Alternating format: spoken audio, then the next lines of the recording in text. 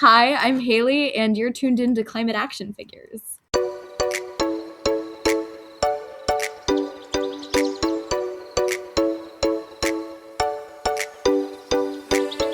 Well, good day and welcome to the 55th episode of Climate Action Figures. My name is John Whidden, and this week on the show, you get to meet Hailey.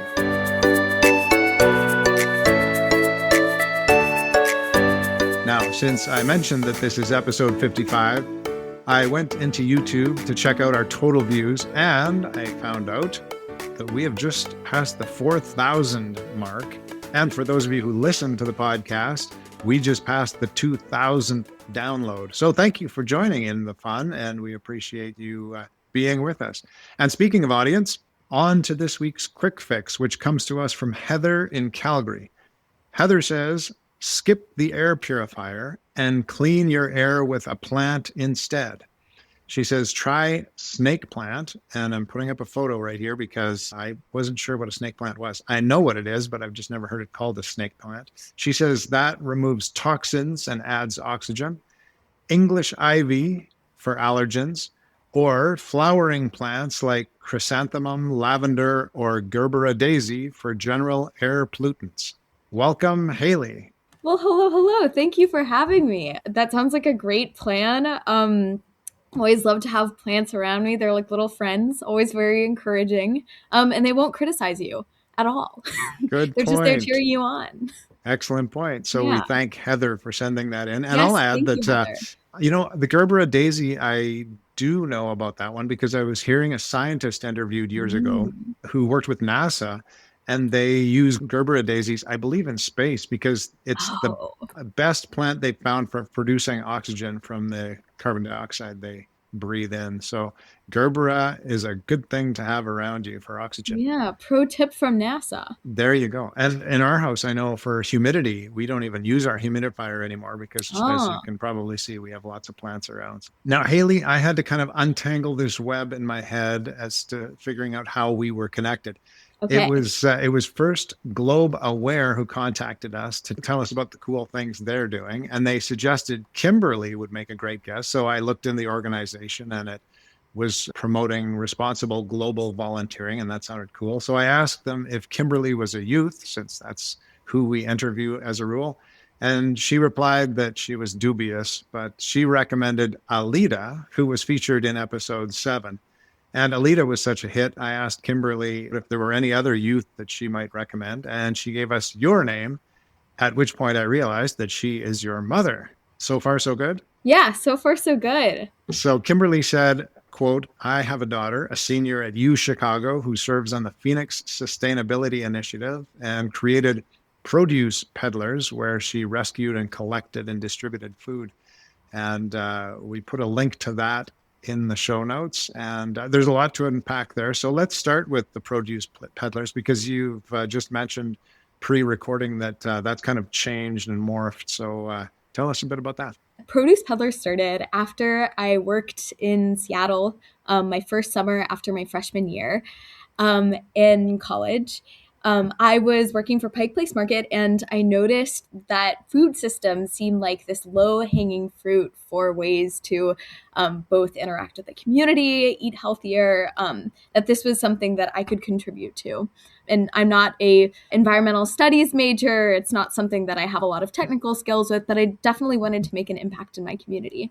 So I was thinking about this, and at the time I was training for a half Ironman, and I was cycling with this group in Seattle, and I noticed that there was this one group that every Sunday they went and they collected food from local grocery stores and then redistributed it in the community. And I thought, this is such an amazing project. I feel like we could definitely do something like this in Chicago, since at that time I was the only woman on the cycling team, and I noticed that people have this idea of cycling as this very fast-paced, not approachable sport. So this would also be a way for people to engage with cycling and think about sustainable transportation too.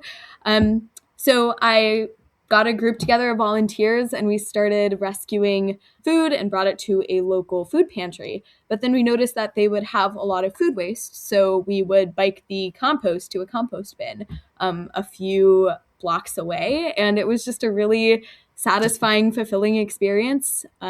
We kept it up throughout the winter and spring. And yeah, it was a great experience. That sounds like a wonderful idea. And I think folks can still go to the website and have a look if they're interested in creating their own version of this. Is that right? Yes, absolutely. Now, we have to go off on a tangent here for a second because you mentioned half Ironman, which is significant. And we'll talk about that in a second. But I noticed on the website that you are a triathlete and you're on the U Chicago bike team as well. So you have to tell us a little bit about those things and that half Ironman and how that maybe connects into does it connect with your environmental mindedness? Well, one thing I'm no longer cycling with the cycling team, but I am really involved with triathlon still. And something that I think connects both of them is this humility to try things that you're not experts in. It's this perpetual mediocrity is how I describe triathlons. Everyone in cycling knows that triathletes are the worst cyclists. Everyone who runs knows that triathletes are the worst runners, swimming, etc.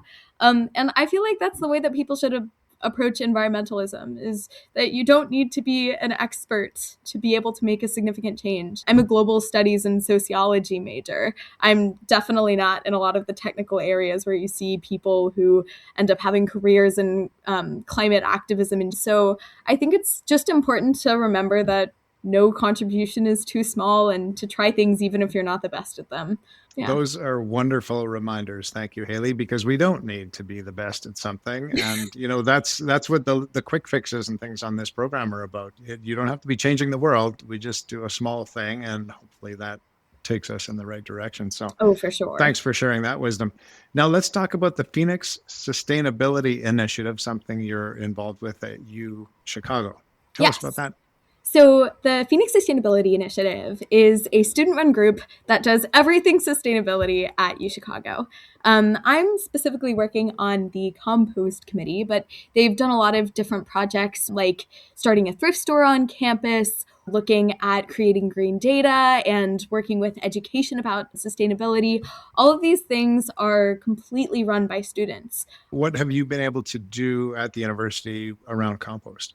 We have been able to work with students and provide a heavily subsidized composting service that they can use through Urban Canopy. So they give you a little bucket and instructions on what you can and can't compost, and you can choose weekly, bi-weekly, monthly pickups. And it's really affordable. We usually, I know that I pay about, I think it's $12 a month split across my roommates. So it's a super cool program, and we've been expanding it to try and find more sustainable solutions like creating community bins, reaching out to local businesses and departments directly to see if we can have people contribute to a larger bin instead of having to foot a lot of the costs on their own. So that's kind of what we've been working on recently. Oh, that's great. And if people want to look more into that and what you're doing, get some ideas about that, we have put the link in the show notes, and they tell us what they'll find when they go to that website. Yes, on that website, you should find a list of the different project groups. They usually are pretty good about providing stats, social media handles. And if you're a student at U Chicago, you can also find links on how to get involved in campus composting. You can find the closest bin. We have a project group that hosts a lot of events related to the arts and upcycling and finding ways to repair your clothes or use up old newspapers. So it's a great way to just get involved and meet people in the community and feel like you're doing your step. And as you have created these, the composting or other ideas that you followed through on with this group, if a young person is thinking, what could I do around my university? I mean, obviously, if you're trying to do a composting program in buildings, there are problems with that because it's difficult. How do we deal with the material? How do we make sure the flies don't come, et cetera, et cetera? What's the easy way to accomplish something great around a university? I'm going to answer this in two parts. One is there are three reasons that people usually hesitate to compost.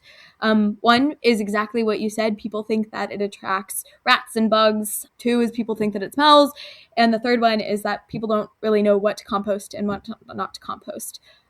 I will say that in most cities, there is an independent entity or company that lets you compost independently. You don't need to like wait for your district or like permission from some neighborhood organization to start composting. It starts just online, opening a tab and looking out how to compost in my area. It really is that simple. And when you sign up, they will usually give you a big painter's bucket with a huge lid that seals away all of the smells and keeps rats and pests and all of the things that you don't want coming into your house out of it. The best way to visualize this is think about all the food that you would usually throw into the trash. That's probably stinkier and more appealing to rats and pests than it would be in this sealed container that, you get to put out on the curb and not deal with. And it goes to a great cause. But in terms of something really easy that I think everyone can do, just using your freezer and thinking about preventing food waste instead of having to worry about where you put it.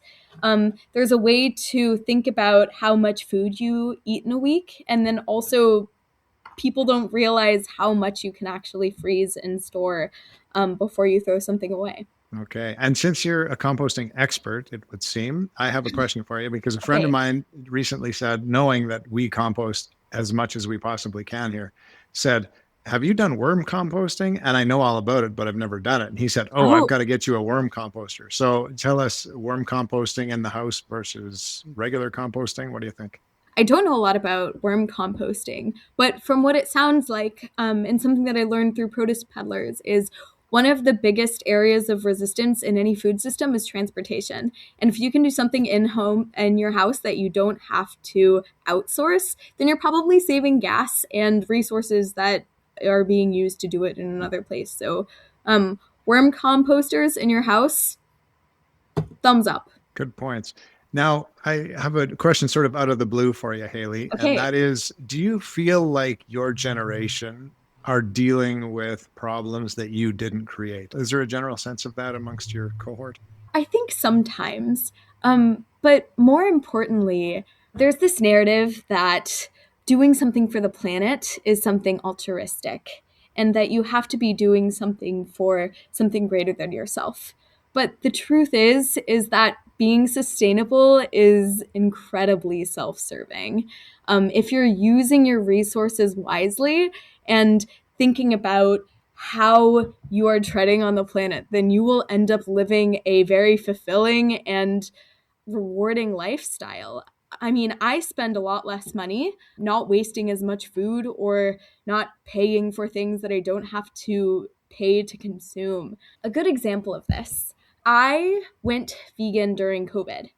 I previously was vegetarian, but I was an athlete back then, and everyone was telling me that your iron levels are just going to drop. You're not going to get any B12. You're not going to have any energy to perform. So I was really scared of going vegan for a really long time.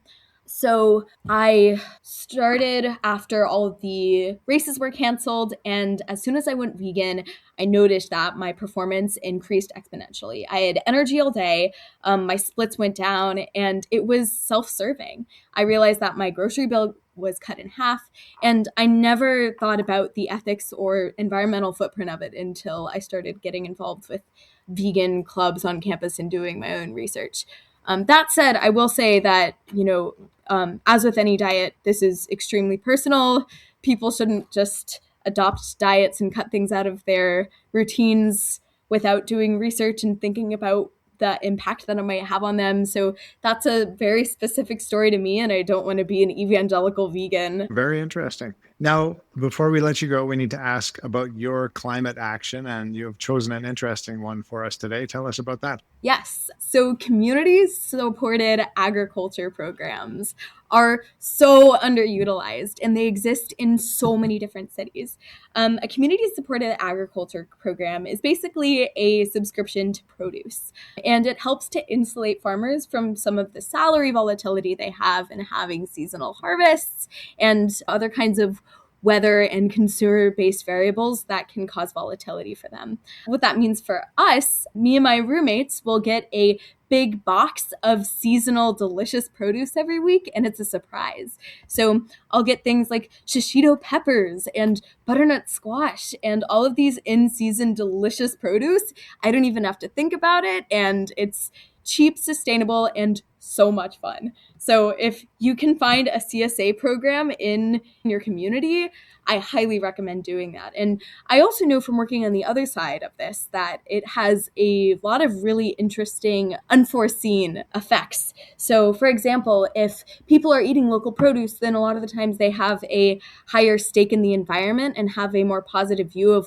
the local government. People eat healthier and they feel more connected to the community. So it is really self-serving, and it's something that you can do in a very cheap and sustainable way. And it challenges your cooking skills, right? Oh, absolutely. What are we going to do with this? Well, I have a tip for this. Okay. My friend and I consistently use the monster salad. So since a lot of the time they'll throw in a lot of extras, and if there is extra produce, then we can just put it in a salad. And a lot of the times it tastes really good. There are a lot of different flavor combinations that we would have never tried otherwise. You never know what might taste good in your salad. So true. Great final point from Hailey. Last question for you, Hailey. What gives you hope? I think what gives me hope is that idea that being sustainable is self-serving, and that people, and especially small companies, are starting to realize this. I was part of the UChicago cohort to COP28, and a little overview of the structure of COP for people who are unfamiliar is that there are different zones of people who are involved in this climate conference. The most exclusive zone are, governments and large agencies. The second one is, schools, still larger businesses. And then there's the green zone, the most inclusive zone. And that's open entry. Anyone can come in. And the place where I saw the most positive change and you get to see the most innovative ways to tackle climate change are by individuals and small companies who have that flexibility and are able to incorporate that into their business models. So I think that makes me hopeful that people are starting to realize that if you think about how your product will decompose, or how your company might end, or how a building might not be a building in a few years, then it becomes this not existential thing that you have to deal with, but a source of hope and a challenge for innovation. Very interesting, and thanks for that insight into COP. And thanks so much for joining us today, Hailey. Thanks for having me. And thank you, dear viewer or listener. If you enjoy the podcast, please take a moment to think about who else might like it and share it with them. We will be back again next week, same time, same place, to hear from another climate action figure. Until then, go figures!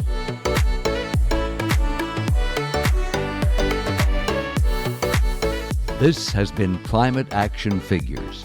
Our show is produced and hosted by John Whidden. Our creative consultant is Kayla McIntosh. Our theme song is Hawaii Vacation by Tavari. You can find us on Instagram, Facebook, and YouTube at Climate Action Figures. That's all one word. And if you have any other questions or comments that arose from this or any episode, feel free to reach out to us at climateactionfigures@gmail.com. And thank you for listening. We'll be back next week with another Climate Action Figure.